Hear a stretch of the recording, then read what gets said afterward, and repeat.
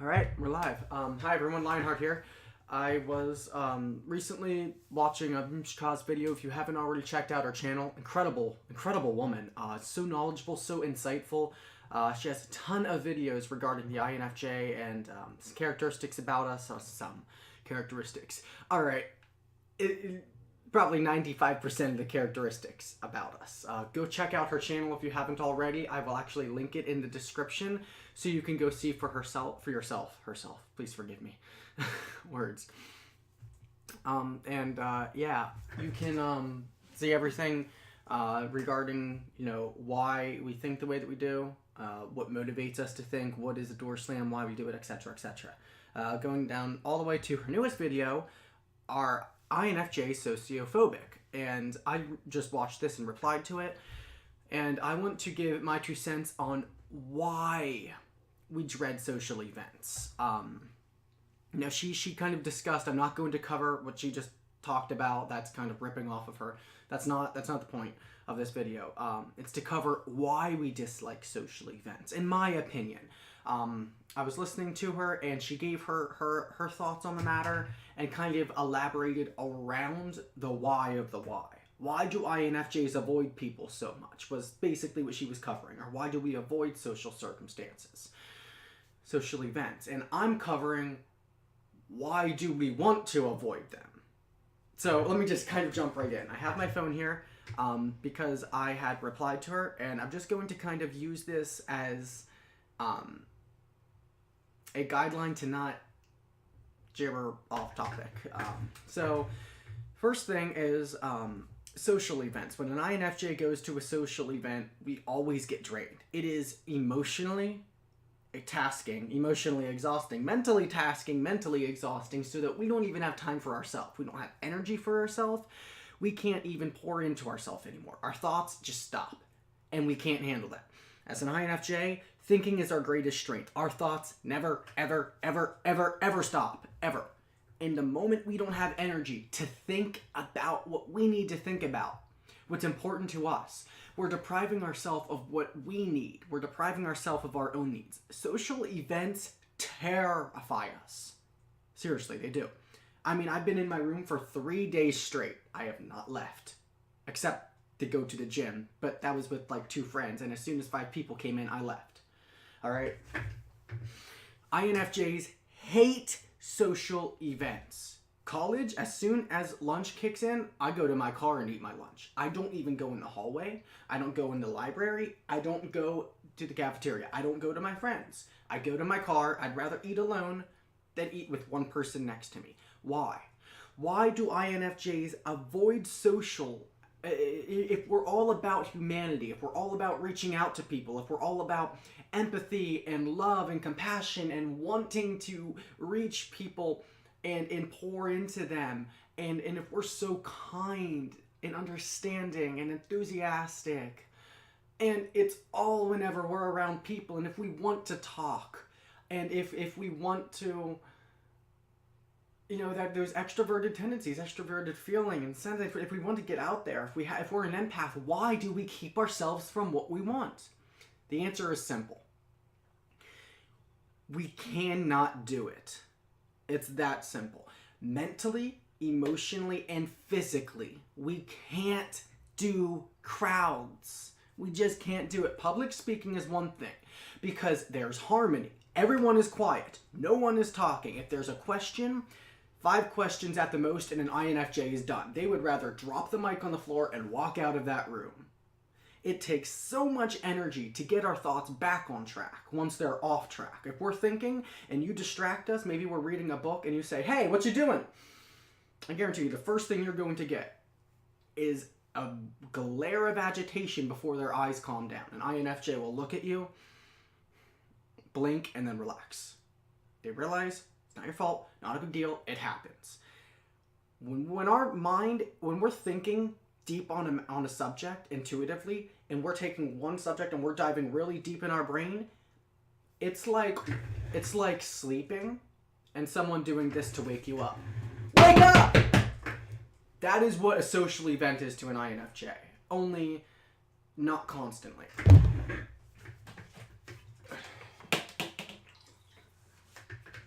So, we physically can't handle it. It is so tasking. We are left emotionally drained because we're picking up on the energies of everyone around us. Anytime somebody walks by at the street, if you look, all of my blinds are always closed. Why are my blinds closed? You thought I'm a people person. INFJs are people persons. Kind of. People. I like my people. Self-space. You know what I mean? We're people, lovers, but we can't love everyone all the time. That's where the real conflict comes in. An INFJ needs their space. We need our solitude. If that solitude is disturbed, if you are in your car and you blast your music outside of my windows and I can hear you through my headphones, I will want to take your car wires, rip them out, snap them in half, throw them on the ground and go back in my house. And I don't even care that you don't have a car anymore. Screw you for disturbing me. That was completely and utterly disrespectful. You had no concern for me whatsoever. Not saying me, but an INFJ. Generally, if they can't retreat into their own thoughts, they become very angry, very agitatable, and they just want to be done with it. They just want harmony. All right, INFJs love harmony. We can't not have it because we are constantly picking up on the emotions of those around us. If someone walks on the street, I'm picking up on that woman's stress, or if she's sad, I recognize that. And I can't help but think about why she's sad. I don't try to do it. My brain's just processing this information. And that drains me emotionally. When I watch TV shows and there's a sad scene, think the first episode of Naruto. If you've ever seen Naruto, the anime, the first episode, Naruto is going through this monologue in his head of how he's so alone and it's been 12 years of his life. I cry every time I watch that, and I don't even want to keep watching. I'm done. I'm just drained. I can't do it anymore. Now, put someone in a crowd of 500 people and just see how long an INFJ can sit there and not want to leave and not burn out. We can't do it. Why can't we do it? Because in a social setting, there is no harmony. The INFJ, when they go into a social setting, there is no strand of harmony. You try talking to someone, they're distracted. Within 5 minutes, they're moving on and doing something else. Hold on, I'll talk to you later. It was nice talking to you. What do you mean nice talking to me? What benefit did this 5 minutes have 4 years from now? 4 years from now, you're going to be old, you're going to be stressed, and you're going to forget all about this. What did you take from this social gathering? What in the world happened? Let me go home. This is pointless. It's completely pointless for an INFJ. You can't drag us to a bar and expect us to have fun. We might have fun if we're with people that we enjoy hanging out with, but you can't throw us like an extrovert around a bunch of people and say, here, just talk to people. We don't want to talk to anyone. No sound, nothing, quietness. Just leave me in harmony. Me, my thoughts, and I, and just this video. Right now, there's no noise. Just me, myself, my thoughts, and a vision for humanity. And let me take technology and make these videos so I can help people out there. Everybody can learn, everybody can benefit. 5 years from now, you will still remember this, and it will help you. And help you grow as a person. That is what I want to achieve. I can't do that. When I go to social settings, I can't do that. If I go to a cafeteria, it's too noisy. I have to scream for the other person to listen, and they're still not listening to me.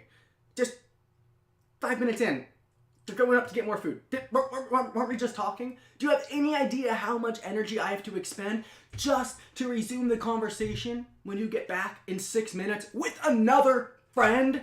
Come on. Like, I get it. Sometimes you just can't avoid the loud noises. But if you bring an INFJ to a park at sunset, they will love you. You bring them under a cherry blossom tree and sit them down and just let them close their eyes as they pick up the scent of the cherry blossoms, the petals falling down off of the tree, and you, as their significant other, lay there with them, they will love you forever. But now 10 people with their kids and dogs start walking by, and the INFJ has all of their peace disrupted. There is no longer harmony. Now it's chaos. Speaking of chaos, outside my house, sorry. Well, that was ironic timing. So, see, dang it, lost my train of thought. That's exactly what I'm talking about. Ugh. Alright, this is why I had a guideline. Calm down, Eric. You're fine. All right. What conversation did we have? Yes. So, like, these people are walking by and they're carrying on and they're having a conversation. They see two people spending time together in quietness. They don't care. You see the 10 kids shouting and the 3 adults laughing and having a conversation about what they're going to do whenever they get home to drink with their friends. They don't care that we're here in silence. They don't care that the sun is setting. It's 60 degrees out. Perfect temperature. Look at the serene setting. Then their dog comes over and pees on the ground right near me. And they stop and they keep shouting louder than my own thoughts. They don't care. It's like 10 of the other personality types on the Myers-Briggs personality test just don't get it. Introverts and extroverts alike. It's like they just don't get it. I get that you're an introvert, but if you're not an empath, you don't get it. It's like, how are you supposed to get people to understand if you go to a social setting and you can bring harmony?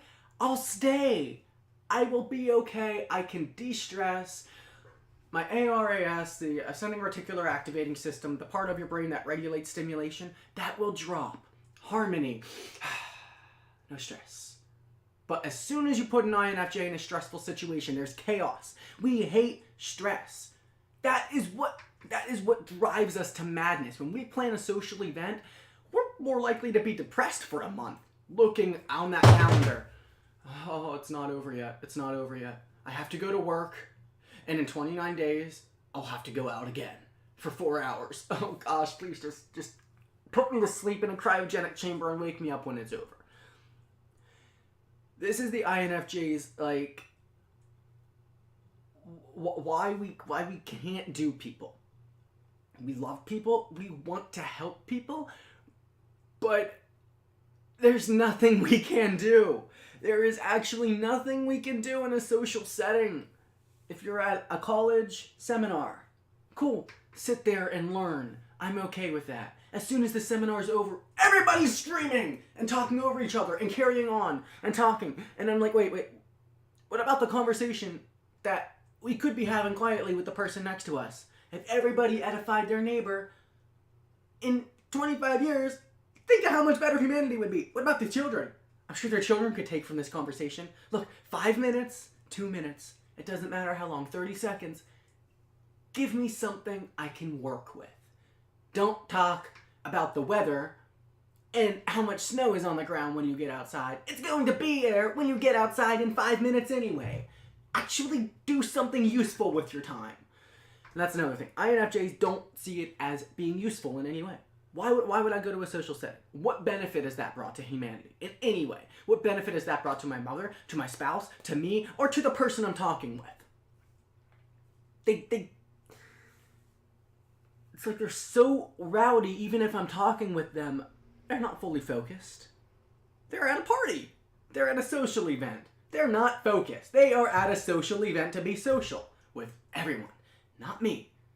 And if they're not there to be social with everyone, they have their headphones on and they're doing nothing. Awesome. Classic introvert. Cool. That person, I can walk up, give them a note of paper with a parable or something on it. They'll take it, read it, and think about it later. Good. Everyone else is not taking anything from a social setting. Ever. It just doesn't happen. Like, you can take a little bit here and a little bit there of wisdom and knowledge and edify yourself and build yourself up and learn. But aside from that, well, why would I even want to go to the mall? Do you have any idea how many people are on the mall on a Saturday night at 6 p.m.? Have you looked at the cafeteria? I don't even want to go near the cafeteria. And do you hear the music in the stores?